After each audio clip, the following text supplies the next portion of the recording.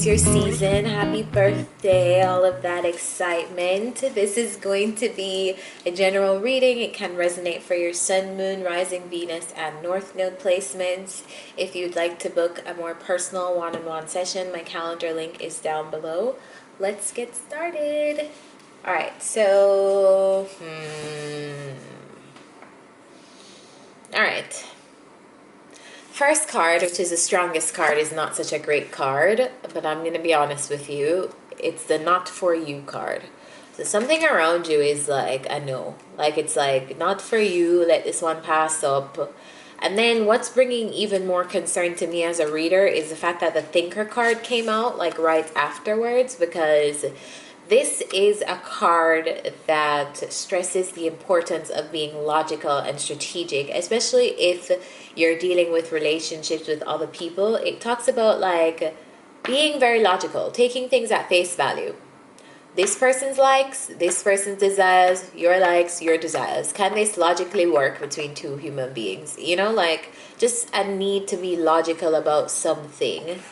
So, we're going to clarify to see what those mean. And then we have the chopwood card, which is the card that talks about the little minute things that we have to like tend to along the way to a big goal. So this could be related to your career and finances. We'll figure out. To me, that's a very grounded pentacle energy.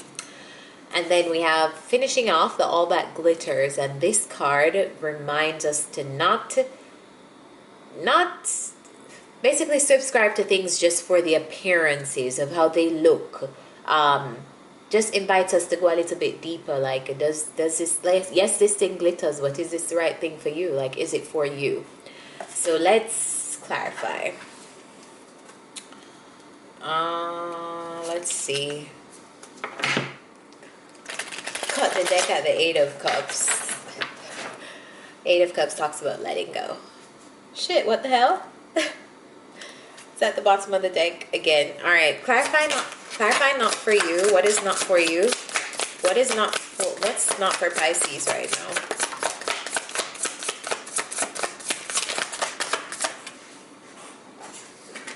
All right, so you're acting like you don't know, but you know. You're acting like you don't know something is for you, but you know. You be knowing. Because you're all like loved out right now. Tell me more. Tell me what is not for Pisces.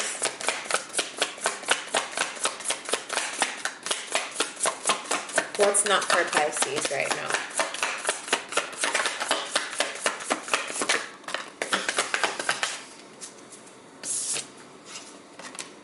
High Priestess, yo, you know your intuition is on 100%. You're in your season. Your intuition is like you like giving you the downloads right now. You know you want to take action towards something. You know you want to action something, but you're like ifing and butting. Should I not? Don't look at things through rose-colored glasses, because the Knight of Cups talks about being overly emotional. This is like puppy love kind of energy. If you need to be very logical about a relationship, embrace the fact that you need to be logical. If you need to have a tough conversation, embrace the fact that you need to have a tough conversation, which may or may not end up in this not being what is right for you. I feel like the more people actually speak about where they are at, like where this person is at and where this person is at, then we're able to kind of like figure out the truth, and we're able to make a decision from a place of empowerment. Like, okay, now that I know the truth and I am aware, now I can figure out if this is for me or if it's not for me. But I feel like something is not for you here, and you're picking that up. Even though you're like blindfolding, the lady in this Two of Swords is like blindfolded. You can see that she could easily just take off the blindfold off of her eyes, like to avoid this attack from these birds, but she doesn't, like she's too distracted, or she feels like she's not empowered enough to take it off or something like that. But there's a need for balance, and it's like you are kind of like refusing to make that call right now, refusing to make that decision right now, but I feel like you're sensing it. Clarify thinker. Clarify thinker. Clarify the thinker card. clarified by the Ace of Pentacles. Clarify the Thinker card.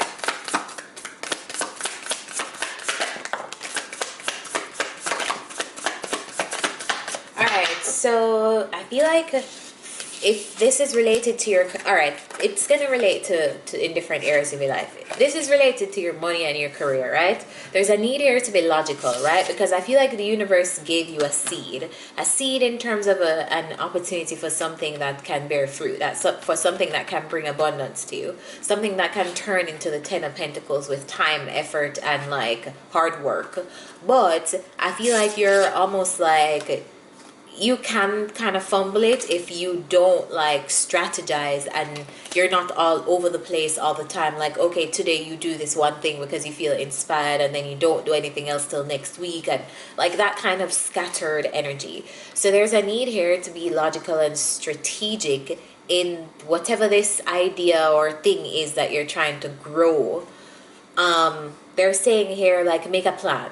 For then, it's now February 20th, which, by the way, Mercury retrograde ends today. We're going to be in a shadow period for the next 2 weeks as the energy fades out. But Mercury retrograde is done, right? So the energy and motivation that we're receiving for work, because a lot of us use our voices and thought and communication to do our work, it's coming back.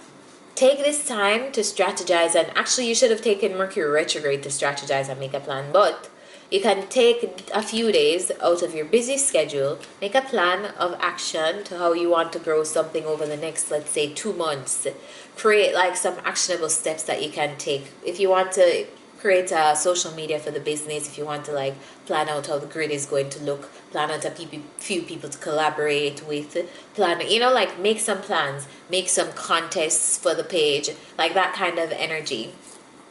But just get in some kind of logical, strategic flow, because that's how you're going to be able to like actualize this thing that you're working on. You could also be around people who are like overly competitive with you or see you as some form of a threat. And they're saying here, like, just take things for what they are with people. If you get a weird vibe from someone, take it as a weird vibe and avoid that energy. It's interesting that we go to the Chopwood card right after the Thinker card on like these messages, because the Chopwood card talks about being okay with the little mundane acts like chopping the wood on a daily basis. There was somebody else's reading that this came out with, so remember to check your other placements. But this card talks about is being okay with having to go out in the winter every single day and chop the wood so that you can enjoy like the fire at the end of the day. Nobody wants to go out and chop the wood. Nobody wants to do that because it takes effort and it's like tedious and annoying. But we all want to enjoy a warm fireplace, don't we? Like, we all want to enjoy when that wood is being sold out of our little shop. Like, take pleasure in the little things that you do to amount to the big steps. There's a need here for you to strategize. There's a need here for you to focus on the small things and the small actionable items that you can do day in and day out to grow something. Clarify the Chopwood. Clarify Chopwood. Yeah, the only way this is going to become stable is for you to get grounded. Get grounded and make a plan. Clarify Chopwood.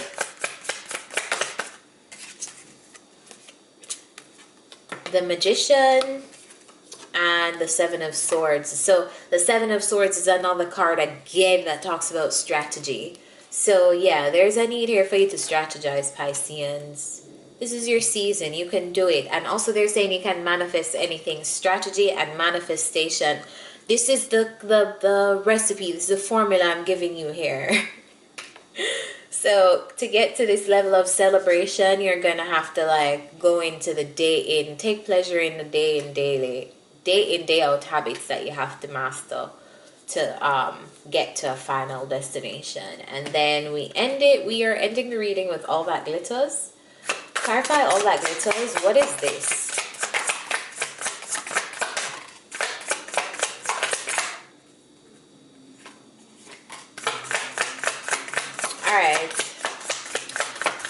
I kind of understand what this is now. So the devil came out. You may be dealing with a person who is like trying to like reel you in, or also like a person who is like playing on your emotions or playing on your needs, your need to be validated in some way. But they're just saying here like not every offer is one worth accepting.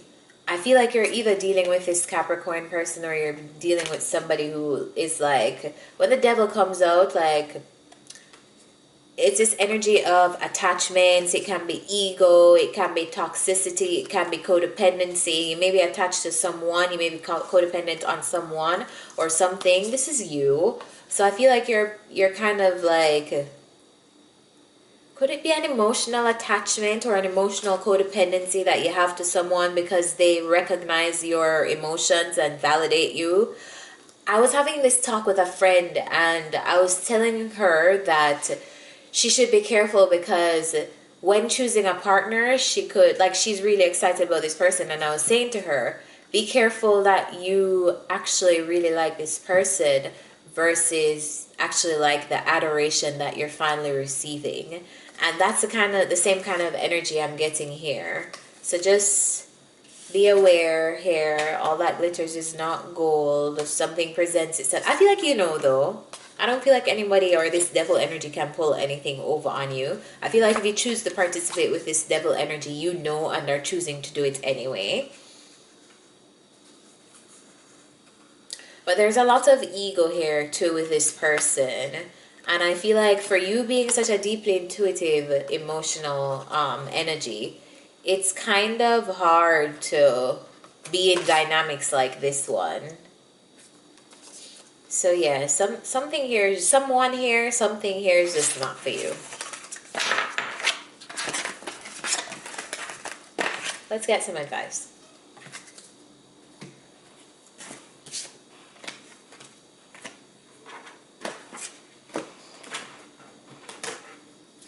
What's the advice for Pisceans?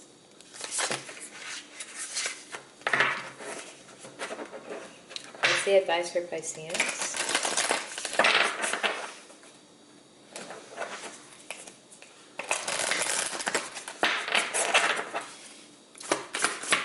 What's the advice for Pisceans? Too many. Advice for Pisceans, please.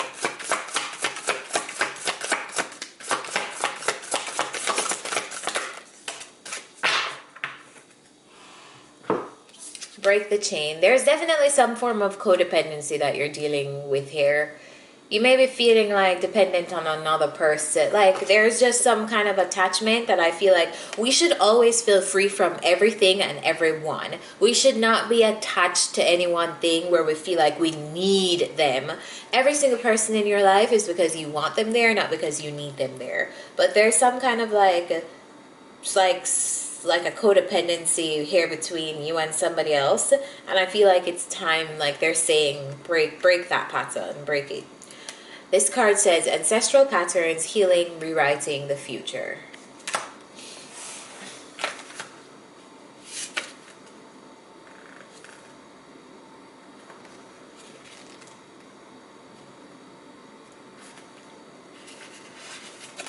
Break the chain.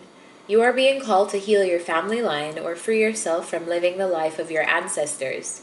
This could mean letting go of an old pattern of your maternal or paternal line, healing trauma from the past that is not even yours, or observing old ways of being that no longer serve you. We carry emotional trauma in our luminous field for up to 7 generations back. This is why family patterns can be the hardest to break. Often they are not even ours to begin with. Isn't that crazy that we carry trauma up to 7 generations deep? But we do not know another way of being, and so we continue playing out the drama. The thing to notice when ancestral healing comes up is that you cannot heal another person, but your own healing can cause another person to choose to heal. Energy is freed up. You are being guided now to look at your life and decide how you want it to be. What ways of being or patterns are you ready to free yourself from? What part of your future do you want to rewrite? Now is the time to shake them off and dream a new future into being.